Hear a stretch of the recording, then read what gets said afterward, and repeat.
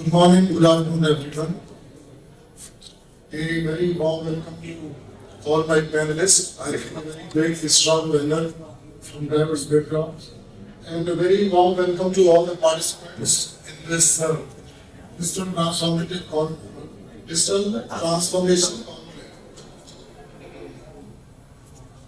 At the outset, I would like to thank Department of Science and Technology, Government of Gujarat, Secretary, the Dynamic Secretary, Team Harti, and Harti, and also the team of Mr. Raman Mishra, Mr. Fahim, their colleagues, in organizing this beautiful conclave in Gandhinagar. Friends, AI is probably the hottest and most relevant topic today. And this is the flavor of season also. You know, just a month back we had AI Impact Summit in Delhi, which was hosted by India. And the kind of buzz it created in the circle, it was immense. See, any big digital initiative has been necessarily driven by the government. So it was the case with this AI mission also. And after this particular summit, there was the New Delhi declaration. And declaration says, declaration reads, AI for all. Welfare of all and happiness for everyone. So this is the theme of AI mission. You know, AI mission in India was launched sometime in 2024. It was led by Ministry of Electronics, Government of India, with Rakesh Singh as the chair of the mission. And we have very eminent people as far as the AI mission is concerned. We have IIT Madras Director, Professor Kamkoti, Professor Rakesh Gupta, who is a senior professor in University of California, IIT Kanpur graduate, and he's working in the US, and he willingly came on board as far as the CIS is concerned. Then we have people from NITI Aayog and various government ministry. So this is the thing, and there are three key pillars as far as India AI mission is concerned. And those key pillars are people, firstly the people, then planet, and then progress. When we talk of people, you see the kind of fear that AI is generated among people about job losses, etc. So, job loss, and skilling, reskilling, and how it is going to impact the lives of everyone. So, that is very, very important. Then, planet, when we talk of planet, AI systems are energy guzzlers. They consume huge energy. So, therefrom that energy will come, how we can generate efficiency as far as energy is concerned. Whether we could make the power grids efficient so that there are lesser transmission losses, etc. And finally, the third pillar, the people, which is the most important pillar. So when we talk of people, progress. So progress is involved two components. One is of course economic progress, productivity and efficiency. And another component is social good. So how it should benefit the common people on the ground. So these are the basic things. Some 8-9 years back, the Income Tax Department was looking after the aftermath of this demonetization decision of the government, and you guys know. A lot of cash was deposited in the bank accounts of different people. And naturally, we wanted to bring those people on board. And what we could try to do in this particular thing, why I wanted to say this thing, just to put in context how technology can help. help in administering laws, help in creating efficiencies in the government. So what people tried to do was that they opened several bank accounts and a small deposits they made in several bank accounts, so they lost out. And when we came to know about it, after a few elections were carried out, then we used this advanced data analytics. So, important data points like date of birth, the father's name, address, all those things are put together so as to plug those data deposit and then to correction in those matters. And you'll be surprised to note that we ended up getting 2.5 crore more taxpayers. 2.5 crores. At that point of time, the tax base was somewhere around 5.5 crores. And in 2 years, 16, 17 and 17, 18, increase of 2.5 crore. Of course, in terms of tax growth also, there was over 4% tax growth. So it was phenomenal high tax growth. So there are a lot of these things which technology can help. We know about our digital initiative, which was launched by the government in 2015, and the kind of UPI systems we have built up, which is respected and regarded worldwide. Now, every common person, whether it is a taxi driver or a vegetable vendor or any small shop people, all of them, they can use that kind of technology. And it's quite simple. So when we talk of AI, now the challenge before us is to how to democratize AI, how to take AI system, AI technology to the common people, the people living in places, people living in small towns, the people having some small kind of ventures, etc. How they are going to use it. So I was listening to Abhishek on this, and Abhishek said that we are going to create system, something voice-led system. So the person in their own language, they will speak on the system, maybe on mobile, maybe computers or whatever infrastructure is available. And in their local language, the local language will get translated and then they'll get response in their own language. So this way, the AI systems will are going to reach to the people. So coming to our panel discussion for today, AI-led governments, AI-led public delivery, they've got a very strong panel. It has already been introduced by the president of the program today.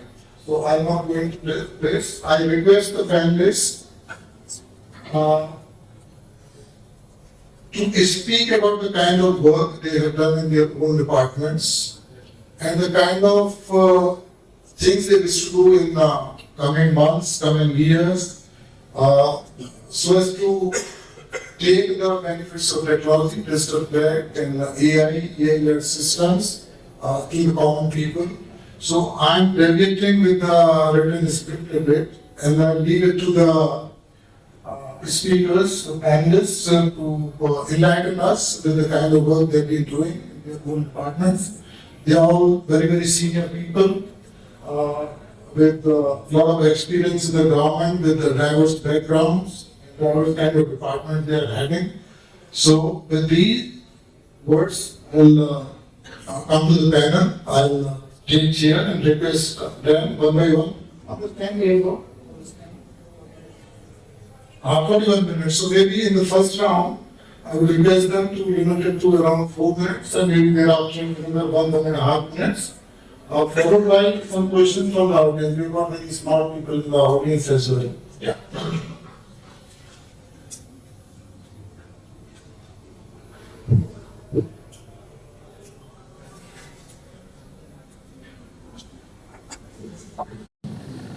So our first panelist is Mr. Sonwane. Mr. Sonwane is Senior Forest Service Officer, and he has got immense work. He has done immense work in the Forest Department. So we'd like to hear from him as to what kind of initiatives he is leading and what he wishes to do. Good afternoon, friends. Very quickly, I will summarize what our Forest Department in Gujarat is doing and respected all the panelists. It's a great opportunity to represent Forest Department here. So, how we are using the technology and what is our plan actually. So, as you know, Gujarat is having less than 10% of the forest covers. And if you see all the major rivers in the eastern part, they are the catchments of the water resources for Gujarat.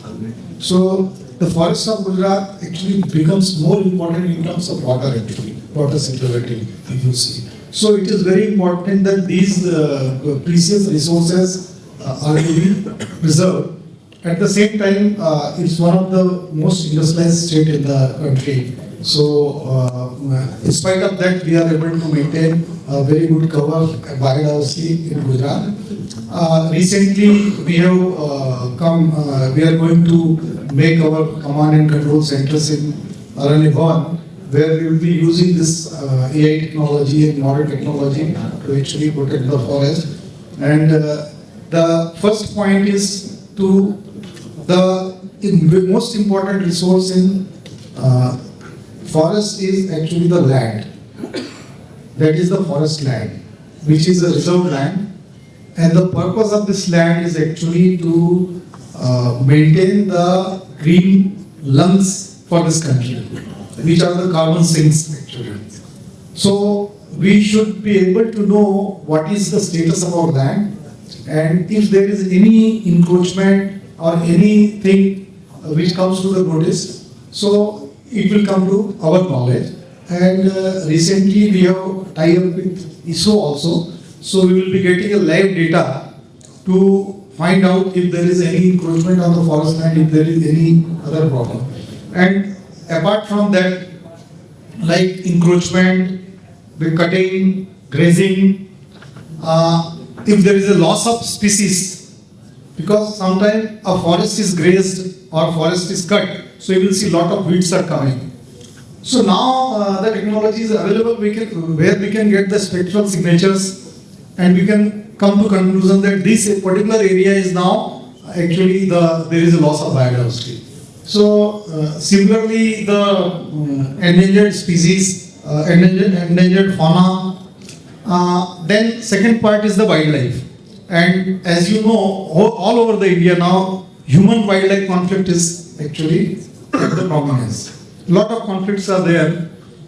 If you see Gujarat, then we are facing actually conflicts from the leopards, conflicts from nilgai, wild boar and other wild animals. This is primarily because of the linear infrastructures. Lot of infrastructures we have created, roads we have created. So those corridors of the animals, which they used to move freely, now they are conflicting with the people. So this is one area where we are addressing through AI, that how we should develop our linear infrastructure, if there should be bridges or what structures we can make. So similarly in GIR also we are using, already in GIR it is operational, because there is a railway line and a lot of roads also, where we are tracking the live movement of wild animals now. If you visit GIR, you will find very good use of technology there. And more than that are the forest fires actually.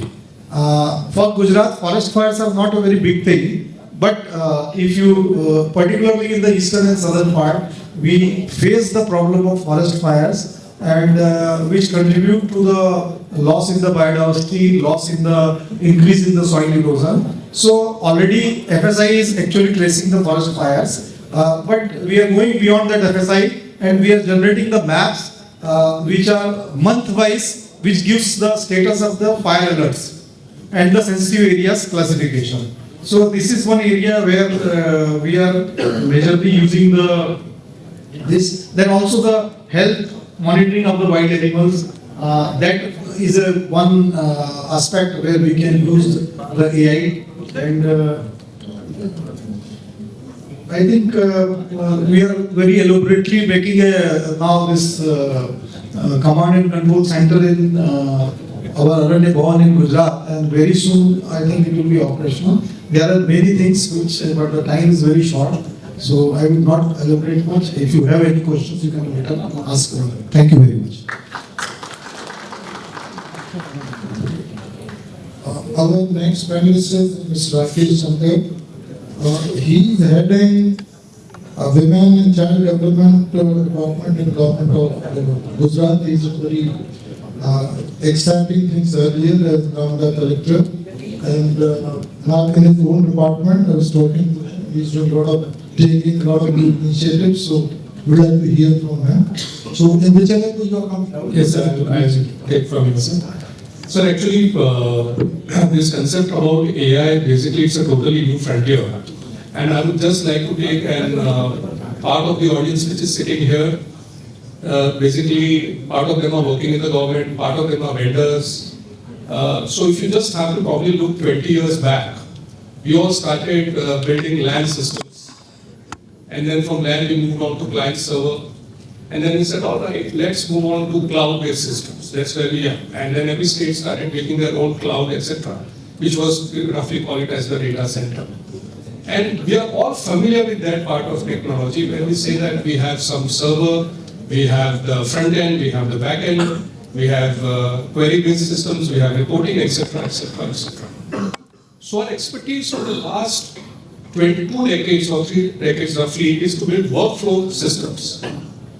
And they're largely driven with a lot of data entry in the field. What has changed? So in the last 10 years, people who have made $1 billion company, the first thing that has changed is that they capture data at the transaction level, they don't do any data entry. One of the biggest success of India is UPI. Now UPI, once you are onboarded, any transaction that you do, the transaction in itself impacts or builds the data or the data entry. Nobody exclusively does the data entry. So if you are doing a Blinkit, if you are doing an Uber, if you are doing an Ola, the driver is not doing any data entry. The driver is transacting with you, or you as a passenger is transacting with the driver. And if you are at the Ola or the Uber management, you are seeing that data and you are working on your revenue models, etc., etc., etc. Now cut to the government. Now when you cut to the government and if you are dealing with non-financial data sets, what are you doing? You are doing a lot of data entry. For example, the Anganwadi. It opens for roughly 5 to 6 hours. And then we have at least 5 or 6 apps where in my 53,000 Anganwadis across Gujarat, we are doing 2 to 3 lakh data entry per day. Now this is data entry being done. So what are the challenges that happen? The first thing that happens is the data that is being captured is right? What is the error or the fidelity of the data? What is the error in the data? Is the data regular? So now, your system is geared only towards a lot of data entry. That is the first challenge. So, why am I wanting you to revisit this? Because this is where we are at. And now we in the government, we want to make a breakthrough and a headway using modern systems. How do we first get fidelity in the data? How do we reduce the burden of the data entry in the field? How do we get AI in the picture? And now, since we have edge devices because of IP6, the Internet Protocol 6 now, because the medicine system is very vast, we can have large edge devices. How do we use that particular concept in our systems? So for that, we'll have to understand the use cases. What are the typical use cases that the Women and Child Department have? If I'm looking at a child's data or the nutrition data, I'm looking at the data from a silo. I'm saying that let us measure that child and find out whether the growth pattern of the child is okay or not. Where does the medical data reside? So it resides in the health system. Can I peep into the health system? As of now, I cannot do so. If a girl studies in a school, and if her weight is less, or if the hemoglobin level is less, can the school system peep into the health system and the teacher go and do counseling for that girl child? Because sooner or later, maybe 10 years hence, the girl child gets married, and therefore the life cycle approach of controlling malnutrition is very important. So can that counseling happen? As of now, no. So we have to work towards it. There's a second problem statement. So insofar as AI and what we in the department, sir, we are attempting to do is, first we are working on these use cases, and the databases that we have, 5 or 6 databases in our own department, we want to We want to converge all of those and bring it on a single dashboard. Please remember, these are crore and crores of data sets. These are legacy systems. Legacy systems are very difficult to deal with. Every new company that comes in, they say, I'm good to work with you, de novo. But what about my 10 years of data? So we'll have to learn how to migrate that data on the new AI-based systems or whatever you miss. Second is, we are wanting to build an AI agentic system in 3 or 4 areas. First, the agentic system gives us alerts, that is, it is a knowledge-based system, it interacts with my database. And second, it does follow-ups. Follow-ups for 53,000 Anganwadis, or more than 45 field units, or more than 2,000 supervisors. It is humanly impossible for a small team to do it. We will require AI agentic systems. And then we will require alert systems to find out what is the success rate in our conversion. That is the second part that we are building. One of the challenges that we have thrown to one of the teams that we are working with, sir, is very interesting. We are all using ChatGPT. We are all using Claude. Some of us are using Perplexity. It's simple. You go ask a query, you get some replies. Fair enough, point well taken. Now let's say I have a database. Am I allowed to take the database to ChatGPT? No, it has security issues. So I cannot use LLM, publicly available LLM on my database. And therefore, I have to pick up a local LLM, connect it to my database, and generate human-like queries in natural language, which converts it into SQL statements and gives me reply. That is where my success lies. In that case, my last 5 to 10 years of data will start making sense to me. So that is the next layer that we want to build and which we want to work on. So roughly, if I were to say, where is that sweet spot? As I said, I don't have the answer. We are working with very unstructured system as of now. AI has its own amoeboid-like structure. Every day there is something new coming up. But roughly we are trying to come out, what is the sweet spot? So it says that we need to work towards databases that start talking to each other, find that unique field in our own intra-department and inter-department. Second is we would like to build the AI agentic systems, which when it works with a dashboard and a command and control, takes away the human effort and is almost hybrid in approach. We are not saying that we are taking the human element out of the equation. Human element will always be important. Because when you are dealing with human motivation, you cannot take away the human element out. But you can have that assistance from AI agentic systems. Third is, as I said, human language queries which convert automatically to SQL statements and help us with the reporting systems. And largely, the last point, and I do not know if there is a second round. Is there a second round, sir? Otherwise, so I'll just make this small pitch. So, the pitch is very simple. And I do not know how many technology companies are here, but I'll give you an opportunity. Let's say visualize a very cheap, a very reasonably cost, maybe a watch or a strap, some device that can be rolled on to the body or the wrist, etc. Generates 3 or 4 types of data sets. One does an eKYC. Second, once the person enters with that strap, the beneficiary enters with that strap in the Anganwadi, immediately geotags, sends a signal, yes, attendance is there. Third, once the person starts taking the measurement or the beneficiary takes the measurement, immediately the measurements are logged on to my servers. Now what happens? Entire data entry is done away with. It is real time, it is transaction based, and if I were to give you a very simple thought process, in nutrition we put somewhere around 1600 to 1800 crores per annum. If we were to spend 10% of that or 5% of that in building this particular device, the gains in the next 5 years, because in nutrition we'll be already putting $1 billion, and if 5% can give me an ROI, which is real-time data, accurate data, on-the-go data, we are all for it. So I'm posing this problem to the house over here. We are going to put it on a website. And I take this opportunity here on this platform to invite you to give us a prototype. Thank you, sir. Our next panelist is Mr. Pramod Kumar from NIC Gujarat. Pramodji, over to you. Good morning.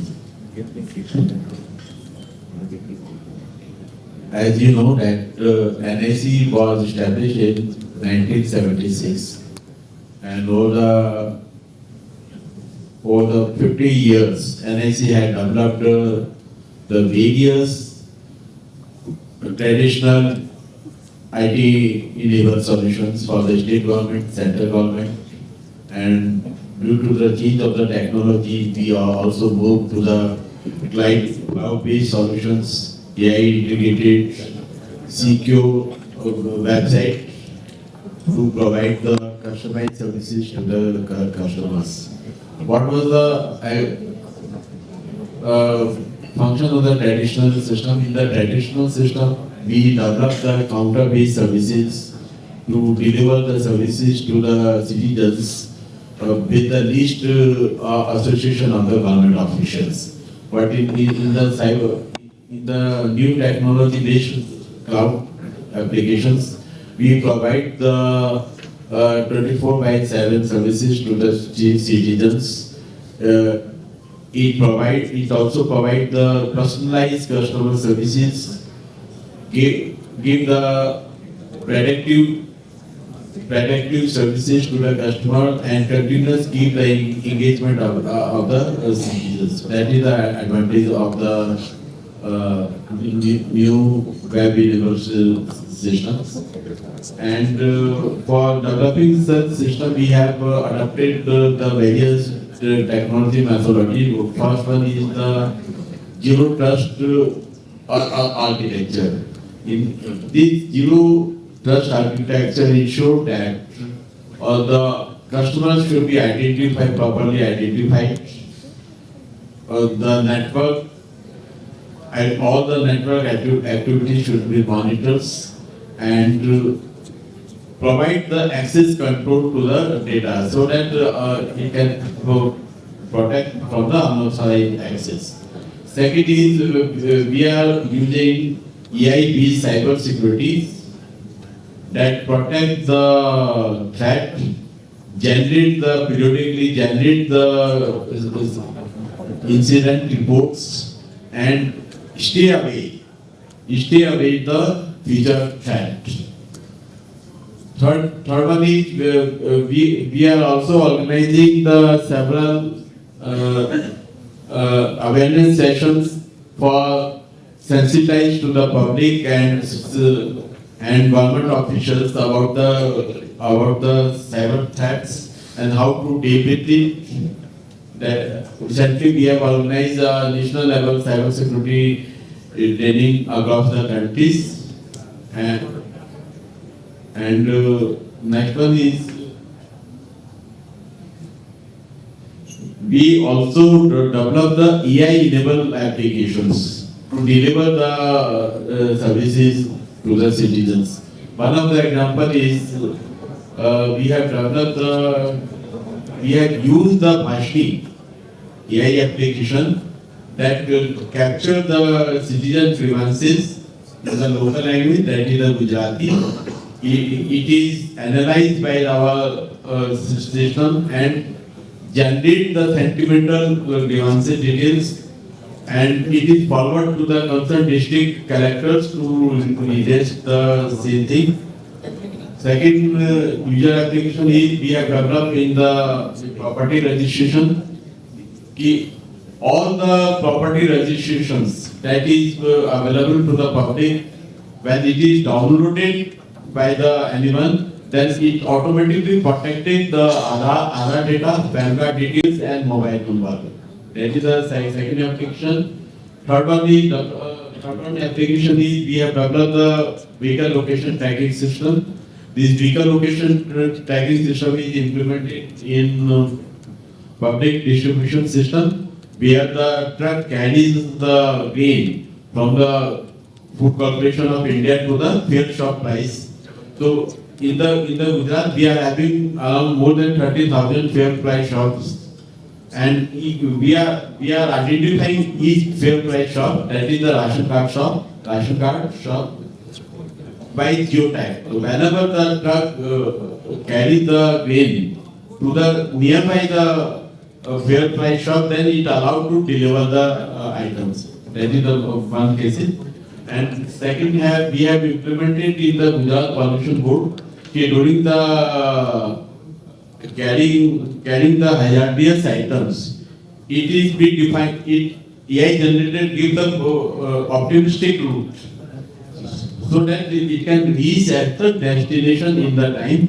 If there is any deviations in the route, then AI-based system alert to the concerned officials for the corrective actions. Another application is developed in the food grain purchase system at the mandi.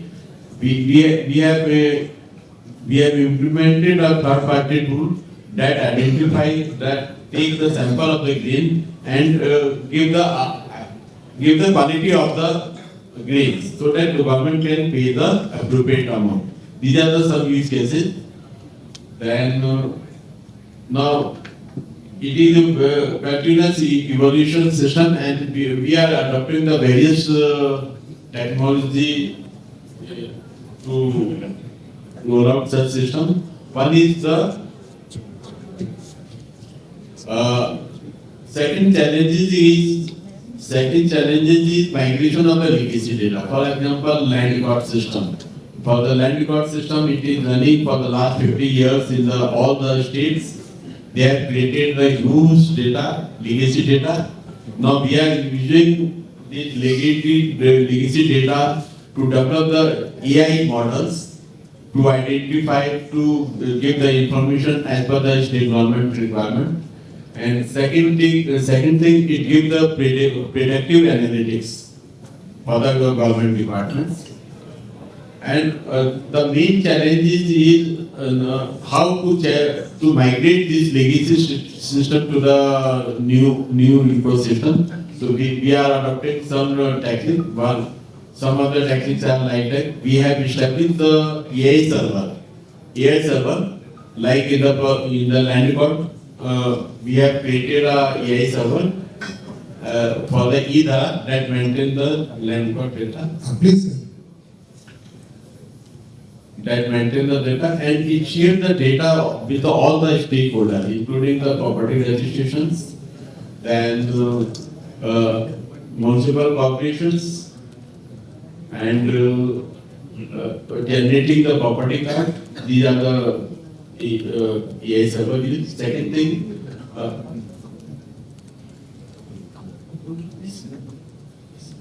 thing, we are using the cloud-based development technology, so that we are developing the scalable applications. There is no restriction of the resources in the backend, and it is available as and when required. And third thing is, we are using the Microsoft services to develop the flexible applications to serve the citizen service. Thank you, sir. Thank you, Pramod. Next panelist is Dr. Rashmi Singh, a very senior officer heading Women and Child Development Department, Government of NCD Delhi. Over to you, madam. Thank you. So, I would be bringing in some experience regarding a sector that I've been closely associated with. And it's not just the department, but I think it's more important that we understand that it is a particular department also represents a sector, and which in my case represents the cause of women, children, and especially children who are in need of care and protection, and also children who are in conflict with law. So these are four categories, and when we talk about digital governance and use of the contemporary innovations and opportunities which are there, I think very, very important that we are able to relate to the need, the problem statements, and see how things can help us better in terms of a better customized use of technology to be able to respond to the need that we have. So I'll just give some examples that when I say customized. Now, in terms of when I say women, so even within that, we need to understand that we are dealing with, say, a section of pregnant and lactating women with their own set of needs, relating with health care, relating with, when I say lactating, the initial years of the first 1,000 days of life cycle of a child, which is linked with the lactating mother, and also girls. Again, a very, very critical age. Why I'm emphasizing is, recently we had at Nidhi Ayog 2 days of deliberation where all chief secretaries were there in a chief secretaries conference and chaired by the Honorable Prime Minister, where the session was on human capital development as a key to Viksit Bharat. And how it began was that the very first session was talking about the criticality of Anganwadi services and how they need to get more modernized, more contemporary, to be able to first see how we can actually help the children in this critical age group.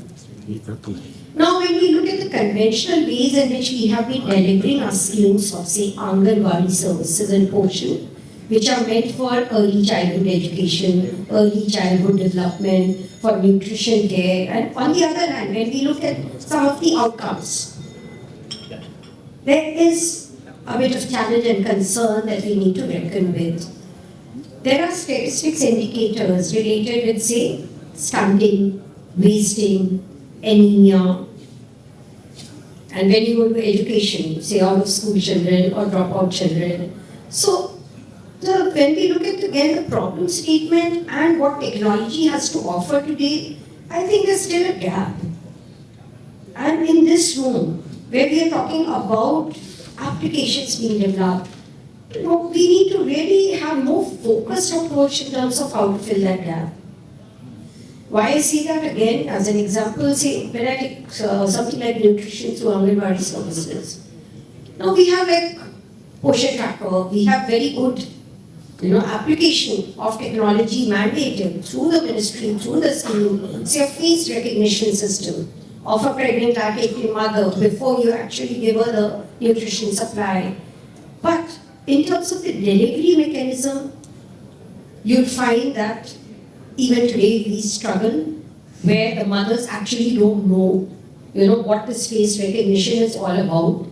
The kind of reporting which is done, we know that it is not totally reliable. So I think one huge challenge today is also, as Rakesh ji before me said, is make it more citizen-centric, make it more beneficiary-oriented. For example, in this case, do we have their voice-to-text message coming directly, in something which today is able to inform me, through advanced analytics, that how many cases actually our supplies or provisions are not reaching. Or if I go to another case of, say, I said children in conflict with law, in a place like Delhi, you'll find that there's a huge rate of crime increasing by putting juveniles into committing offense. And there are repeat offenders who are coming to our homes. So, do we have analytics to be able to tell us what to do with such cases? So, given the number of schemes, the plethora of schemes which we have in various departments, through skilling, through health, through education, labor, which is also looking at child labor, yet I find that the kind of integration which we should have by putting, say, a woman at the core, or the child at the core, for ensuring that the services which require integration with the approach, a very holistic kind of an approach, a very comprehensive approach. So today I find that there is still a challenge because my approach gets limited to the scheme which I am delivering as a department, and I am not being able to make use of the other schemes, the other services, the other provisioning by various stakeholders which are meant for the same child, which are meant for the same woman, which are meant for the same adolescent girl. So I think today we are poised when we need to, actually bring out better solutions. We are trying, you said that, let's also talk about some things which we are trying. In Delhi, recently we tried to develop a system of JJMIS.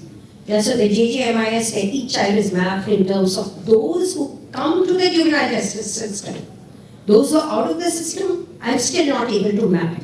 But those who come, those who produce, get produced before a child welfare committee, those who go to the homes, they get mapped, their needs get mapped. But can I have a better individual care plan for them? So I think in the social sector schemes, what's very important for the analytics to be also able to afford us a solution of a better case management, which is not just customized to a department, but it is customized to an individual's need.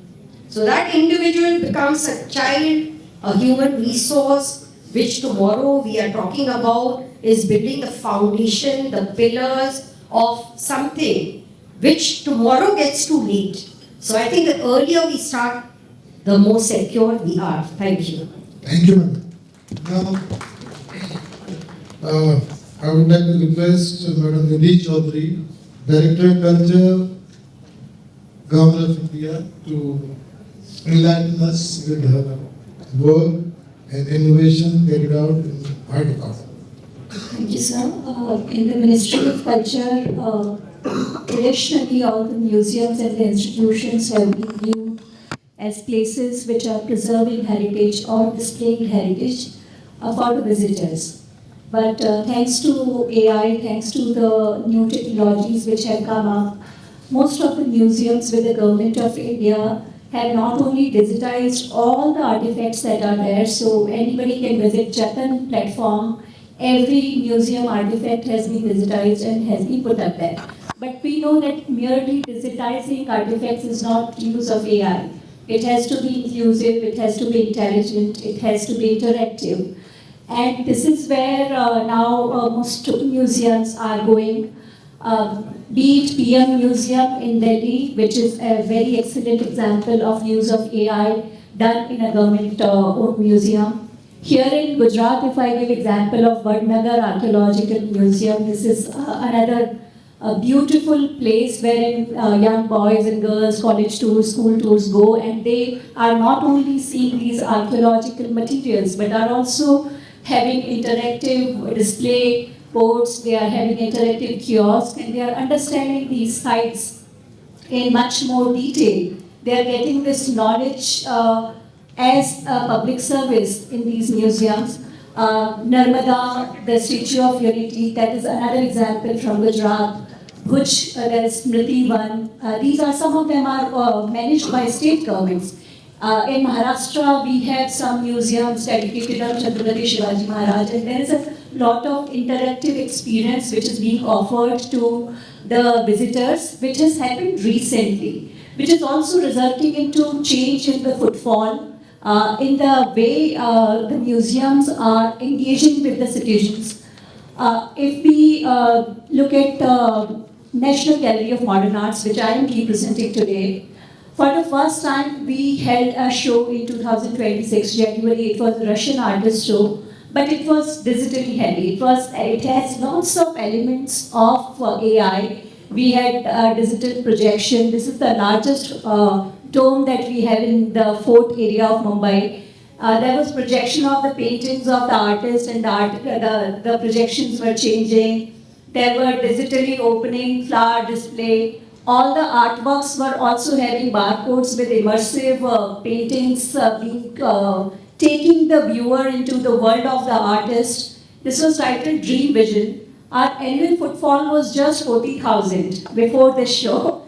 And this show in nearly 2 weeks received 2 lakh visitors. So this is the power of AI, which I personally witnessed in my own organization. How by engaging AI tools, how by ensuring that the young generation, because what we are interacting and speaking here, I'm sure we are speaking for Gen Z, Gen Alpha, and the new generations which are coming, which are born with digital tools. And we cannot have public service delivery anymore, which is only focused on brick and mortar and officers who are working in red tape files.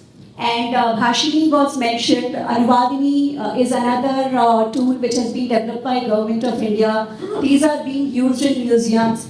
This is one opportunity because people in the technology sector may not even be aware how many number of museums are there with the Government of India, with the governments of different states, and even the municipal corporations are having a lot of these institutions, which is where the opportunity lies in converting these spaces into physical spaces, which definitely will offer physical experience when you go there, but then use of AR, VR, use of 360-degree virtual tours, there are these opportunities which are available in AI. And thank you so much for giving me an opportunity, and I'm sure all of you can contribute to this. Thank you, Nidhi.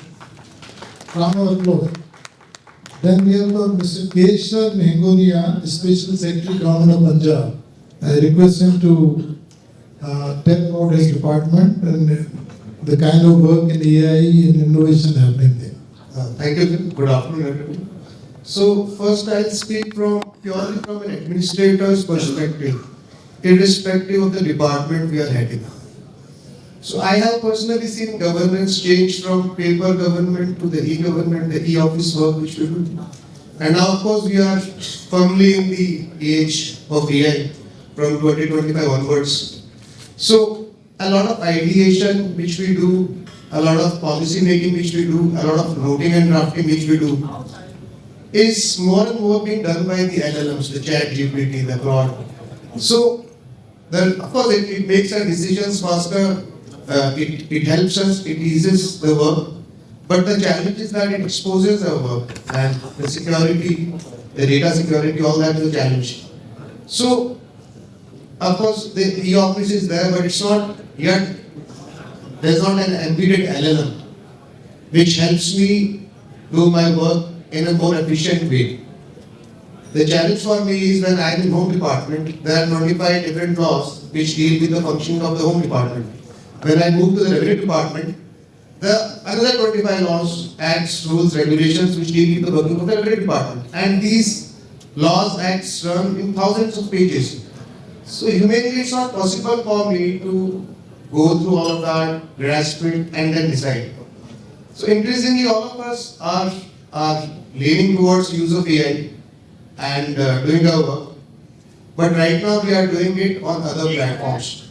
So we need to move towards the e-governance needs to move towards the AI governance. And of course the agency should remain with the human oversight should remain, but it should help you work in a more efficient manner, faster manner. So there's a huge opportunity in that sphere, purely from administrator's perspective, irrespective of the department. And if we see the subject-wise department, then there's huge opportunity in Home Department, where the police already has a criminal tracking and networking system, CCTNS. But that can be integrate that with the CCTVs, the face integration. So in Revenue Department, a lot of opportunity exists in the form of land records upgradation, and then can we have the public interface have an LLM where the very simple query can lend him the data which he wants. I mean, I used AI anti-gravity recently, so I was surprised to know that by a simple prompt I can code. So if Google is providing me AI anti-gravity with a simple input, chat input, I can code a website, then why not a citizen can get a service, a government service with a simple prompt.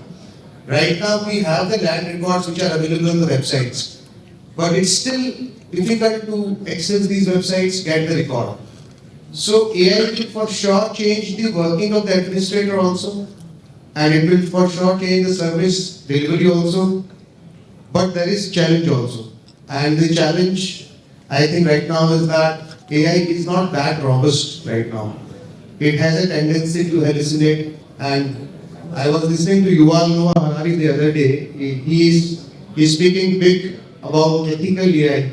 So he told about some of the instances where AI cheated its way to get the work done.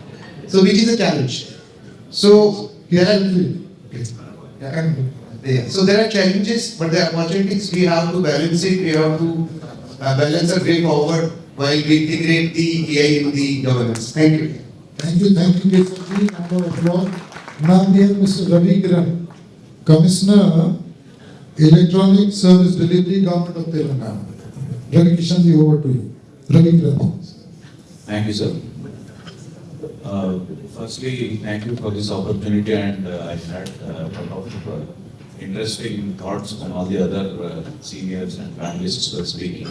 Let me just share 2-3 points which are happening in Telangana. And even before that, let me also mention that electronic service delivery deals with a brand name called Me Seva in Telangana. So presently, we are having close to 600 services online. And just to give you a context, we do close to 80,000 transactions per day. And very recently, we touched almost 25 crore transactions. So that is the volume in which the electronic service delivery is happening. And the most recent initiative which happened, in fact, it is interesting, sir, that the last government conference which happened, they asked me the same question. And at that time, we had told that we are launching WhatsApp Me Seva shortly, and I am actually glad that during this conference it has been launched. So it's been 3 months now, and what is the most interesting thing about WhatsApp? Although quite a few states have already launched. One, of course, is you bring the whole citizen service journey onto your finger in your pocket, because you are so used to WhatsApp and you are providing so many services in WhatsApp is the first part. And the second thing which has happened when you bring citizen services on WhatsApp is there are so many citizen services which might not be very relevant in case of a physical center or in case of Me Seva, but will be much more relevant in case of WhatsApp. A few examples are which we launched very recently is all these services with respect to students. Like, if you want to download your hall ticket, it is very easy to do it on a WhatsApp, right? And if you have downloaded your hall ticket on WhatsApp, for the government, it is even more easier to send the result on WhatsApp even before the citizen or the student asks for the result. Because we already know which hall ticket is kind of associated with which phone number. And all these certificates with respect to the students and all that, which were earlier, not that there was no digital presence, but WhatsApp makes it much more easier. And WhatsApp also being a two-way communication, it is very, very easy for the government to reach out to the citizens proactively. The other part where WhatsApp has been very useful for us is I can kind of mention this here in the presence of such highly educated audience, that if any of us go and try to fill the application for an income certificate or a caste certificate, I assure you, we cannot do it so easily, the way it has been designed.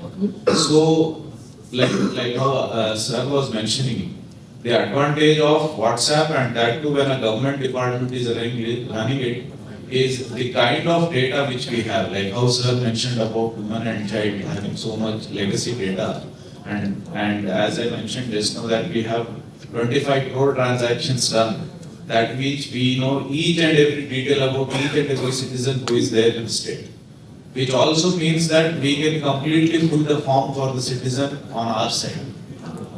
And just because the DPDP guidelines have come in, obviously we need to take the consent of the citizen. So WhatsApp will help us and is going to help us in that way in reaching out to the citizen proactively. Because we know which service is needed by which citizen. We have so much data that, just to give an example about the birth certificate, for instance, right now, because all the births are institutional. The moment the registration happens in the hospital, in the registrar of births website, it is very easy for us to just send the birth certificate on WhatsApp to that particular phone number, which is not the case prior to this. And another important category which we are trying to address through WhatsApp is all the emergency services. Like, just to give an example about, because there was a mention about the police department, there is a dial 100 service across all the states. There is, in fact, I want to share one interesting thing which happened. In Telangana, there is a very huge women safety league, which is very active, and they have launched their own mobile application. The idea was if any woman is in distress, they could use that mobile app for sending any kind of a signal.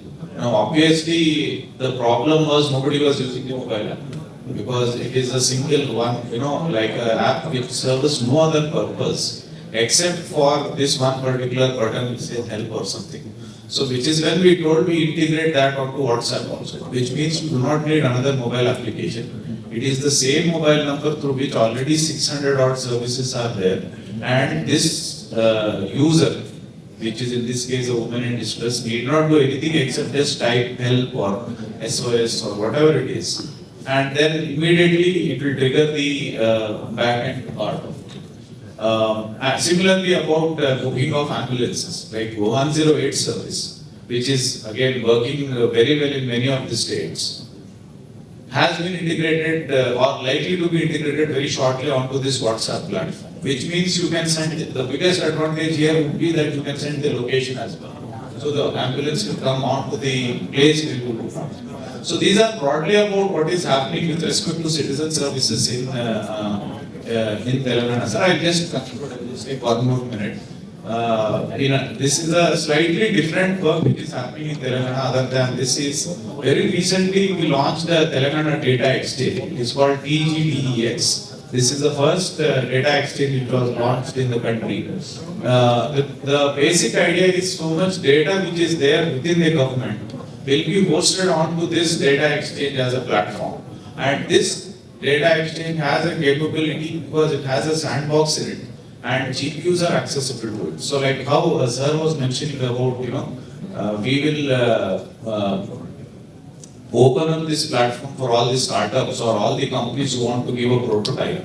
We have identified to start with in the first case 6 case studies or 6 use cases which will be launched in this data exchange platform, where the startups and the whole ecosystem, because obviously Hyderabad and all these places have got a huge startup ecosystem, to use this data exchange to solve these problems. Because the data is available and we are giving access to GPUs, which are the 2 most important things available. And going ahead, we will be doing many more things to make it a even more vibrant data exchange. So these are the 2 main things which I wanted to mention. Thank you, Ravi. And now, Dr. Shilpa, Chief Technology Officer, Passport Division, Ministry of External Affairs. Over to you, Shilpa. So, good afternoon, all of you.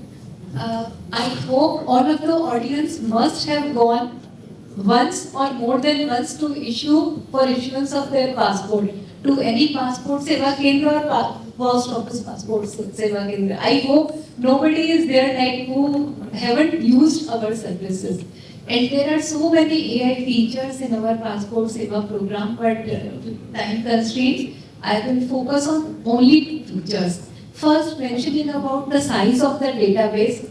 In a year, approximately we do issue 1.2 crore passport to the citizens. So you can just assume the size of the database. We have initiated in 2011, and day by day our project is getting matured and enhanced. So let me come to the first AI feature which passport supports actually.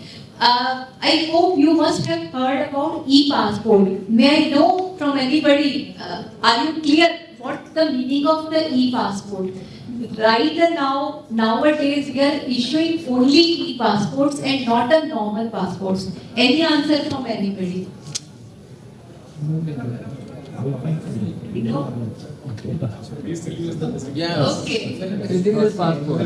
Okay, so actually, if you go today to any center for issuance of your passport, you will get an e-passport. What's the meaning of that e-passport? It is not a digital passport. Let me clear, because I do receive so many questions that is it a digital form. Actually, in your passport booklet, the last cover page has been embedded by a small chip. Okay, it's a basically used for immigration purpose. When you go for immigration, there is a small chip along with an RFID antenna, and the operating system is a SCOTA, which is indigenously developed by IIT Kanpur along with some other experts. So whatever demographic details and your facial expressions get entered in your physical booklet, same to same get replicated in that chip also. So this will avoid fraudulent cases. In our country, people are very intelligent to make jugaad. In one of the morning session, I heard that word particularly. So to avoid that particular jugaad, that you can manipulate your physical data, what has been inserted in your passport booklet. However, you can't manipulate the data in the chip because it is once write and then read only. It just log whatever system or information get embedded in the chip. This is the first feature. I'm talking about now second feature, which is also AI enabled. If you go to a passport seva kendra and you do provide your fingerprints or your facial expression, we do have a complete 1:n biometric matches with your facial expression and your biometrics also. So that, if for an example, if a person, say me also, if I will get issued a passport earlier with some minor changes intentionally in my demographic details, say name or minor change in father name, but my fingerprint will remain same. So in earlier version, it was only recording your fingerprints on the passport seva kendra, but now your passport is embedded with, whenever you go, it complete checks with the complete database. For example, if we are having 10 crore entries in a database, if you go, it will check 1 to all 10 crore. So that fraudulent cases are very mitigated for that scenario. There are two features. I have a lot to explain, but due to time constraints, so I'm just limiting to that. Thank you so much. Thank you, Shankar. So we have run out of time, but still we can invite two questions from the audience. Two questions. Please raise your hand. Yeah. And also indicate to whom do you want to put this question, please. Good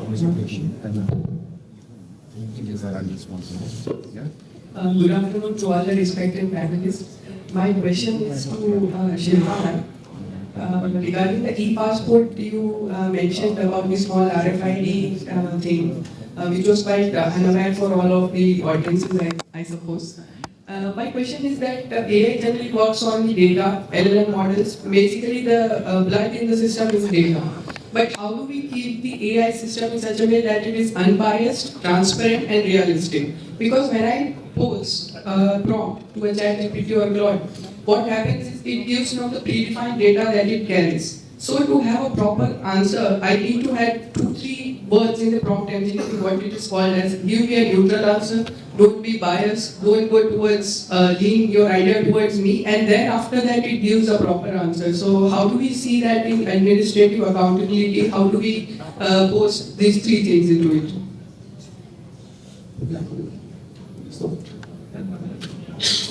Thank you so much for your question. Right now, it's a AI and ML are buzzword. Very interestingly, even if any person applies for any job in IT sector, cyber security or anything, I have seen in various government organizations and other organizations also, people just write as a requirement of a job profile ML/AI without actually repeating the definition and meaning of it. As per my understanding, AI is nothing but a outcome of a multiple ML. as and when your system reads and understands machine language, it can convert into AI intelligence. And that's the output is. So now coming to exactly your question, when we make any kind of LLM model or any other AI tool, whether it's a use for like language analysis, data analytics, or for any other purpose, or any type of engine, whenever this model gets started, it actually requires use cases to learn and understand. So the system, as and when multiple use cases will come through the system will become mature day by day. And it automatically learns with the previous experience, right? So based on these ML cases, the AI model get built up. So much use cases we will be having, AI model will become much mature then. And being a technical guy, but I do have the complete belief in that AI tools can be so much intelligent, but no one can beat human intelligence. That's the fact, right? Thank you. One more question, if anyone. Yeah, go ahead, sir.